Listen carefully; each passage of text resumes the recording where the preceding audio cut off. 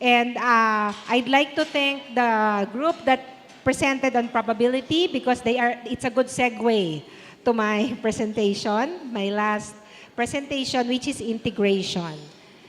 They were talking about math, but as you can see, they integrated language arts by having a story, a word problem, that wherein they had a discussion on probability. They integrated music by singing chikadi, correct? Okay, if you have actions, you can have body movements. Pinasok rin nila ang edukasyong pagpapakatao, okay? Kasi ang tema ng kwento nilang ginamit ay ang bata na nais mamigay ng lobo. Tama? So maraming magagandang values doon sa kwento. So sa kwentong ginamit nila. So sa kanilang leksyon ay marami silang na-integrate na ibang discipline. So we will be talking about integration in teaching. For those who come from the higher levels, especially high school, I'm not sure how you look at it.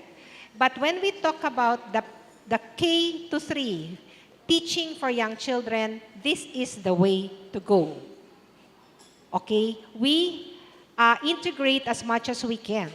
Okay? So what does it mean? We have seen one in action already through the example of the math probability group. But it's actually trying to design a lesson that would integrate other disciplines. But it's not just saying, I want to integrate, but you have to make sure that you address the needs. We still have a curriculum to follow. So you still have to address their needs. And also very important is, everybody, I want you to read this part. Connecting, everyone, connecting their learning in meaningful ways to their experiences. I think those are very essential points about integration, that we address their needs and we connect in meaningful ways. Because sometimes, just for the sake of integration, we may say, but look, I integrated so many things. But is it meaningful? Baka naman para lang maka-integrate. Nakuha po natin? So, it has to be done well. And the theoretical anchor of this idea are two people you know. Okay, one is Gardner, and well, the constructivist view would come from many figures because there's not just one figure who subscribe to the constructivist view, and you have known some of them yesterday. So, what do they say about integration? Okay, we talked about Gardner yesterday. On the title page of this screen, you see two things. First, multiple intelligences, and second, what's the other one? Developmentally appropriate practice. When we talk about kinder to grade 3, that term is something that you will always see in books. Okay? And it's abbreviated as DAP. Narinig nyo na naman yung DAP kay Dr. Pado. Tama ba ako? DAP. Developmentally appropriate practice. Ibig pong sabihin, paano ba nagiging developmentally appropriate? You have to know who is the child, whether that's kinder, grade 1, grade 2, or grade 3. Who is the child? What should I teach to the child at that level? And then, what's the best way, the how? What's the best way to teach the child? And I address the needs. Then it becomes DAP. If you don't follow that, it's DIP. What is DIP? Very good. She got the antonym. DIP, the opposite of DAP is DIP. Developmentally inappropriate practice, which we want to avoid. Anyway, what is Gardner saying?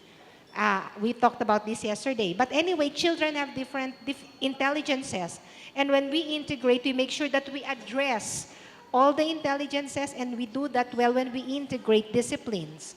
Also, it provides various opportunities because we integrate that will fit in their learning styles. From the constructivist view, it is trying to make connections. I think that's the most important part. From the constructivist view, when we create more connections, then there is better learning. Do you agree? Why do you like a particular book or a particular movie or a particular show? Because it has a connection. You are able to, and for the women, maybe, I do not know for the men, women, when they come from a movie house, would say, ay, naka-identify ako eh. Feel na feel ko, okay? That is because you were able to connect. That is what what we want our students, what we want to happen inside the classroom.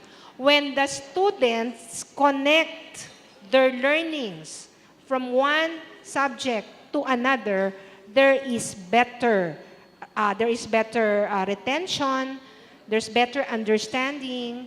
Okay, and I think you try to reflect. It applies to me too. That is why we have activation of prior schema for all our lessons. Correct? Because we want to connect the new lesson to prior experience. And how much more beautiful can it be if they can connect what I learned in math to language arts, to their other subjects. So that is the main view of the constructivist perspective. Okay. It's only when they can see the relationship between things that an idea becomes meaningful. Does that agree? Does that agree with what you experience? We're adults. Tama ba? Makahulugan lang pag nako-connect. Okay. Okay, I want to give this example. It's language arts. We're telling a story by Eric Carle. They already know the hungry caterpillar. And then, of course, you learned the other day, we can talk about the author, the illustrator, correct? So, I had this story with my kinder students, another story. And I say, okay, I will read to you the story. Okay, at tapos na. Tapos na po ang talakayan, lahat. And then, I wanted them to connect. Okay, so I said, I'll show you the cover again. Look at it. I will read the author. Same author as the illustrator, Eric Carle.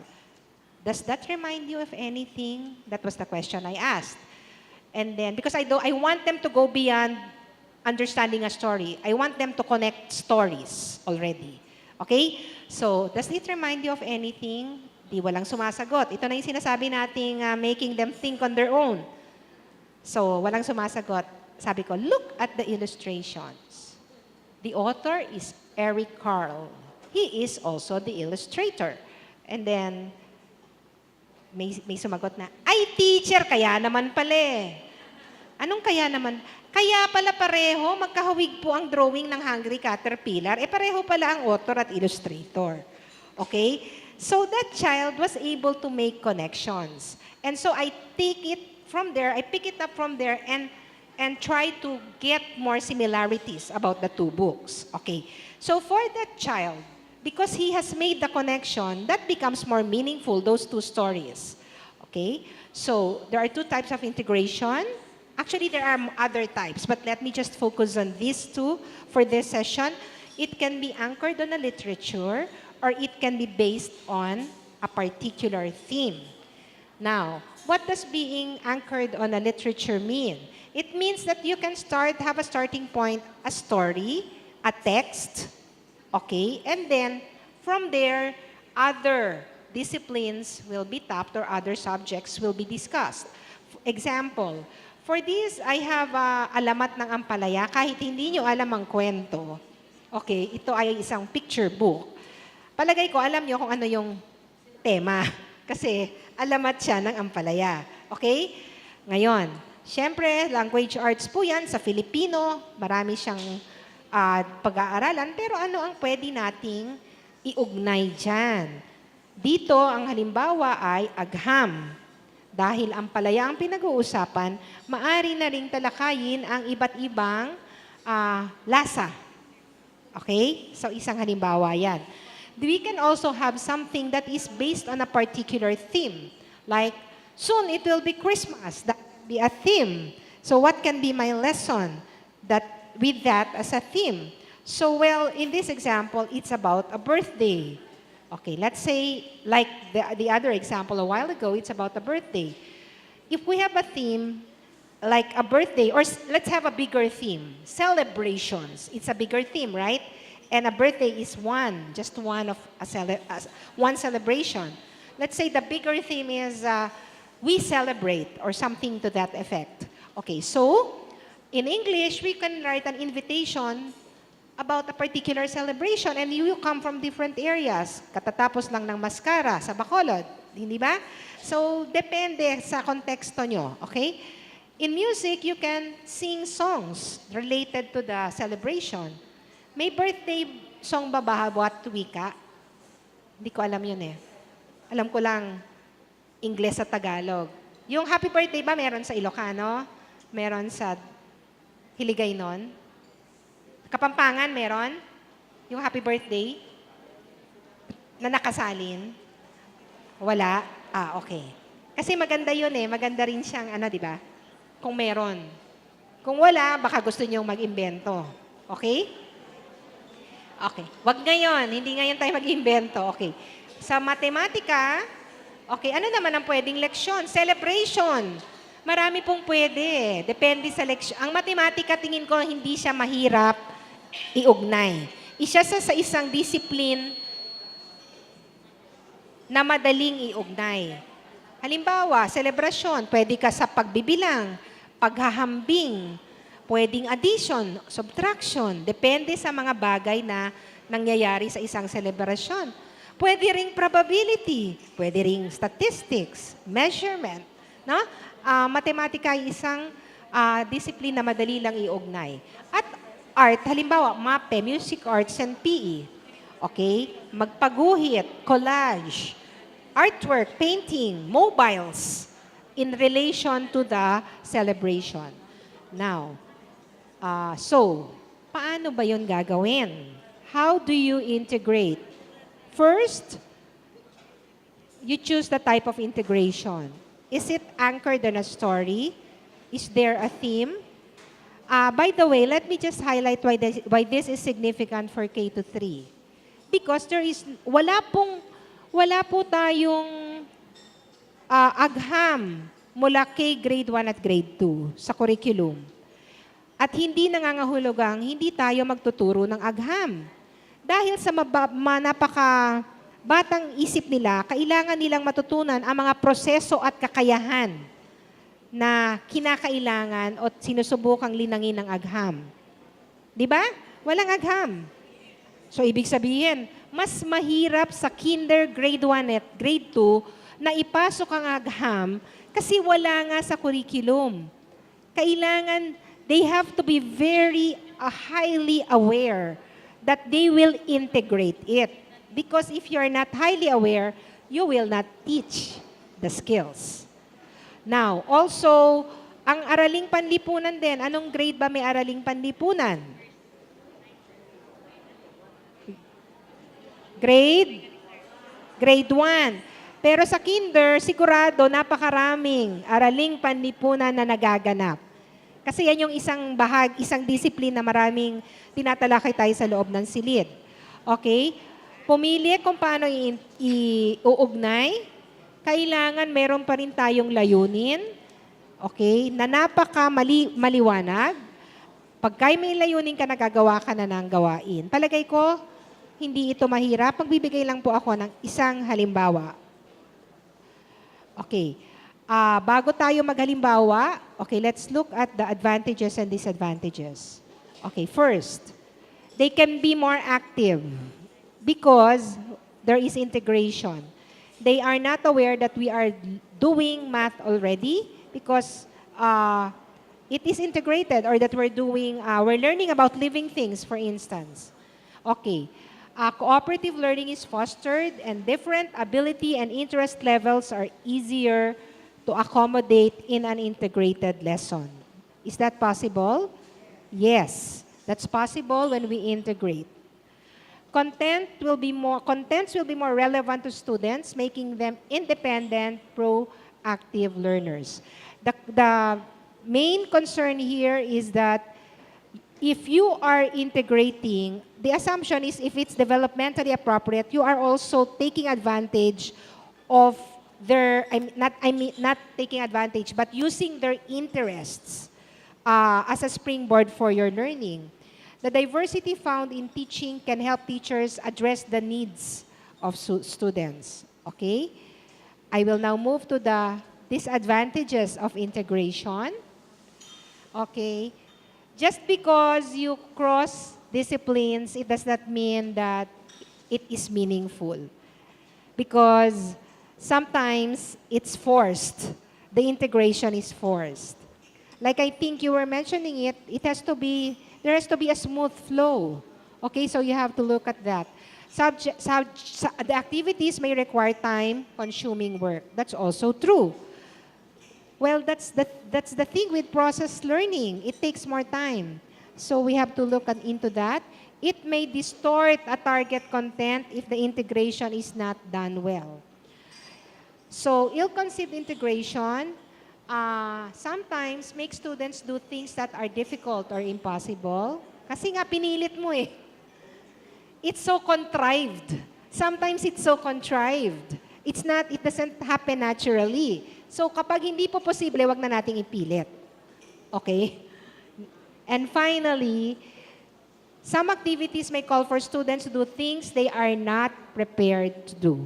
Okay, so look at the interests of the students. Bakit naman pumasok diyan ang interest ko? Kasi hindi ko kayang magturo ng mga bagay na hindi ko alam. That's why you have to consider also your interests. Okay, and then you have to make sure that you have enough resources. If you don't, be creative, be innovative, be resourceful.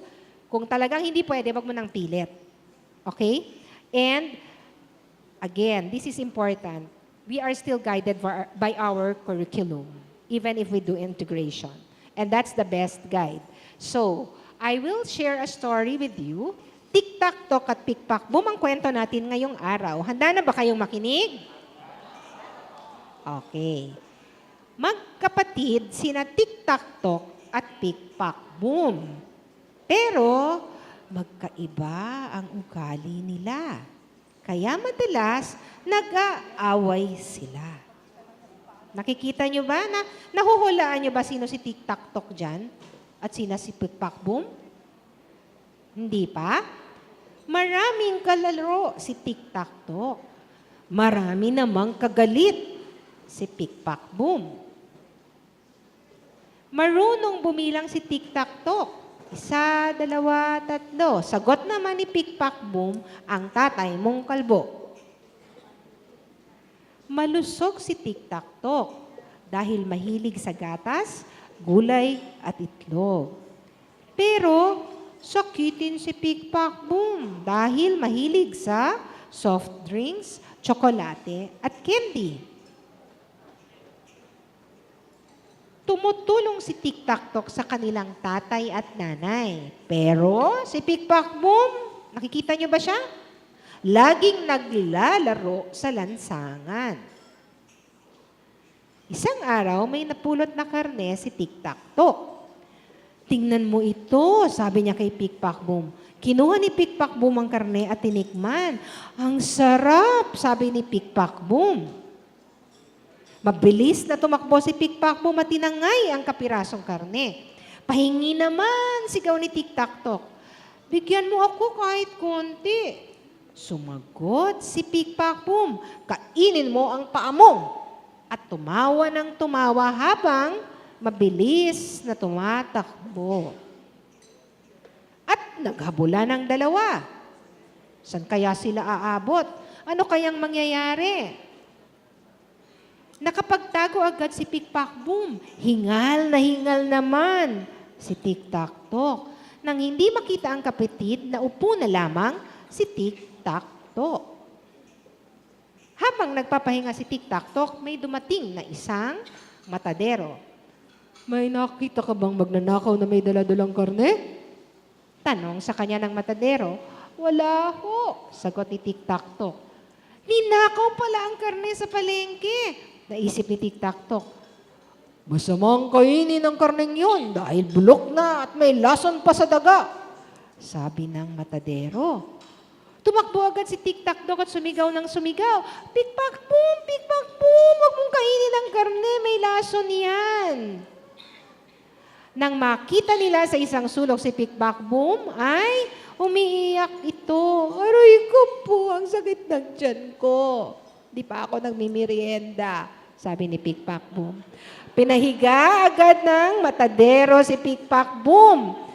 Diniina niya ito sa tiyan hanggang magsuka ng magsuka. Pagkatapos, kumuha ng tubig si Tik-Tak-Tok at pinainom ang kapatid niya. Saka pa lamang nawala ang sakit ng tiyan nito. Magmula noon ay nagbago na si Pikpak-boom. Hindi na sila nag-aaway ng kanyang kapatid. Hindi na rin niya ito nilalamangan. Naging magkaibigan na sila.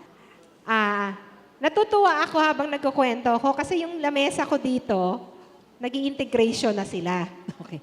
Naririnig sa, uy, agham, uy. So, so tapos na. Pwede na kayo umuwi. Kayo lang palang dalawa yon. Okay. So, nag-iisip na sila. Okay, alam na natin lahat ng kwento. Ang gagawin natin, literature-based integration. Mag-isip lahat. Sa lahat ng subjects, ano ba ang mga pwede nating ituro? Okay, agham. Anong leksyon sa agham? Agham o science o science. Tama naman pareho yun, di ba? Science at science. Science is science. Science is European pronunciation.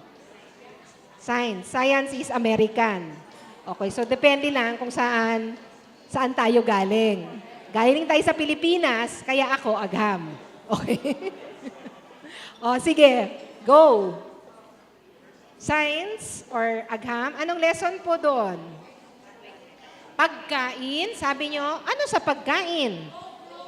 Very good. Go, grow, glow foods, tamang pagkain at maling pagkain.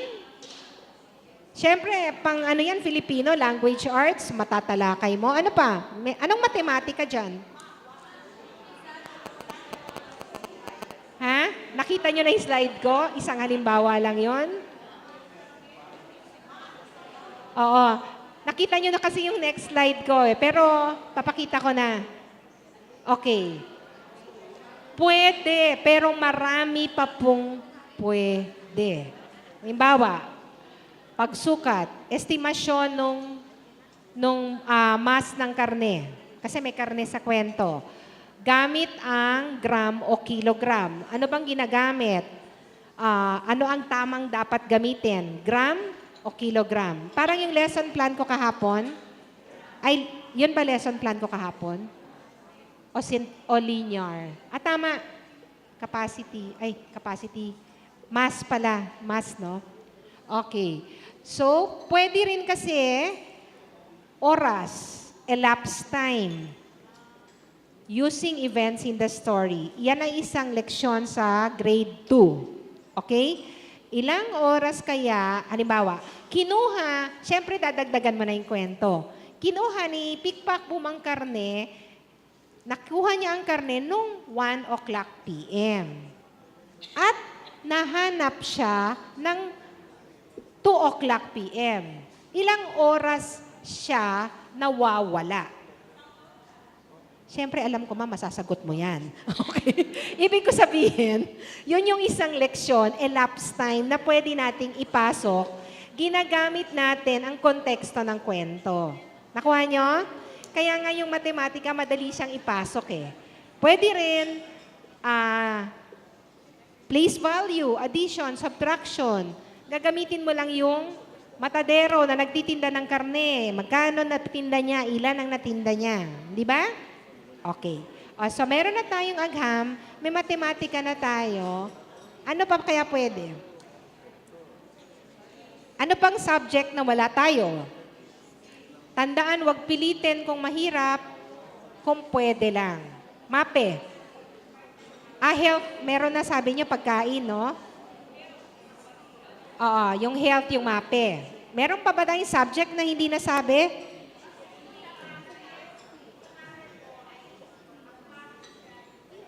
Tama, health, yung pagkain. Meron pa po? Idea? Ay, meron pa daw. Pagpapakatao, hindi pa tayo nagpapakatao. O paano natin 'to gagawing anong value niyan ang gusto nating talakayan para malinang ang edukasyong pagpapakatao? Anong value? Sabi niyo value. Anong value sa kwento? Huwag maging mapanglamang. Ano pa? Tama, no? Pero tandaan natin, pag nagtuturo tayo, totoo naman ganun si Pickpack Boom, nanglalamang. Ang ha-highlight natin, ang positive trait. Babalik ta rin natin. Okay? So, meron pa po? O, pakikibahagi daw, sharing. Tama? O, tapos na tayo lahat ng subject areas na talakay na natin. O, sige, tingnan natin, ha? Alam natin, lahat ng sinabi nyo tama. Okay? Sa Araling Panlipunan, ang tema ay tao, kapiligiran at lipunan. Para sa strand na ang aking pamilya o nilalaman, pwede nating pagtalakayin ang alituntunin sa pamilya. Diba? At ang pagpapahalaga sa pamilya na pinamala si Tiktak-Dok at hindi pinamala si Pikpak-Boom. Tama? Galing po to sa curriculum guide natin. Kapaligiran, pwede ring pag-usapan ang lokasyon as distansya. Okay? 4 na direksyon kasi maraming pinuntahan ang mga tauhan. Kapag mas bata, simpleng direksyon lang. Kaliwa kanan, taas baba. Paglaon, magiging north, east, west, south ang kanilang pag-aaralan. Okay? Actually, nung iniisip ko po to, kaya lang baka mahirap, baka sa higher level, grade 2, grade 3, kapaligiran, kasi kasama dyan sa pagtalakay sa AP yung paggawa ng mapa. Di ba? Kaya lang, ang setting o ang tagpuan ng ating kwento ay isang komunidad. Baka naman sobra kung papagagawin ko sila ng mapa ng komunidad nila, ng bahay, gaano kalayo sa paaralan, etc. Okay? Pero isang kasanayan yon at sinisimulan natin yon sa paggawa ng mapa ng classroom. Okay? Nagsisimula kami. Gawa muna tayo ng mapa ng classroom visually. Guguhit namin. Mapa ng eskwela. Palaki ng palaki. Kasi bago naman kayo magmapa ng Pilipinas at ng mundo. No? Kailangan nagsisimula kasi pagpapagawin ko sa kanila ng floor plan ng bahay nila, I have no way of checking. Hindi ko naman sila pupuntahan eh. Kaya ang gagamitin ko lang yung classroom ko. Tama ba ang lagay ng teacher's table? Ang mga silya. Kung ang silya namin ay U at nilagay nilang dire-diretso, mali ang mapa. Ganon kasimple. Nasa ng blackboard. Okay? Nasa harap, etc. Okay, ngayon, edukasyong pagpapakatao sa ating curriculum guide, malilinang natin ang pananagutang pansarili at pagiging kasapi ng pamilya. Mabuting kalusugan, tingnan nyo, kahit sa curriculum natin ay nakaugnay ang ibang mga disiplin, pagiging mabuting kasapi sa pamilya. At para sa pakikipagkapwa-tao, pagdama sa damdamin ng iba, at pagmamahal at kabutihan, yung sinasabi niyong huwag maglamang.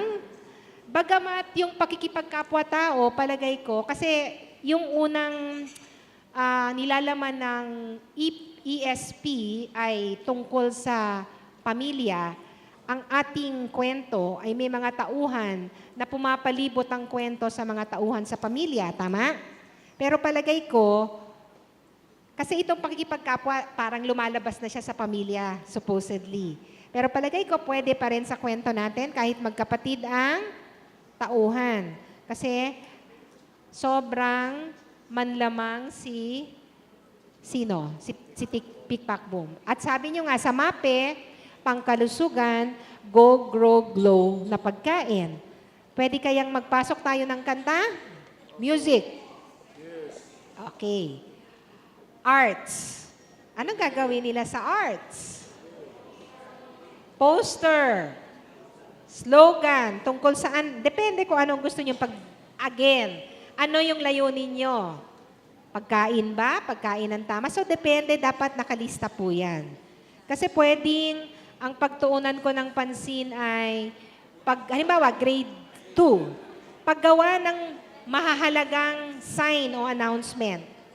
Sa kwento, ang mahalagang sign at announcement ay babala, may lason, huwag kainin. Di ba? So, depende kung ano yung gusto nating bigyang diin. Agham, sinabi nyo na. Okay, good health habits. Proper food to eat. Use of senses. Pwede ba yon? Okay. Sense of smell and touch in relation to food. Pwede rin bang living things? Kasi aso sila. Pwede ba? Living things, animals, what are the characteristics of living things? And basic parts. And the best integration of all is the next slide. Ay, hindi pala. It's the summary. Everybody, let's read together. How learning is integrated within the curriculum varies depending on the teacher's own instructional and learning style, level of understanding of, and comfort with various content areas, the structure of the school setting and school day, the time available for planning and implementing integrated curricula, levels of parental support and interest, and administrative support and interest. That summarizes it, right? Everything is mentioned there.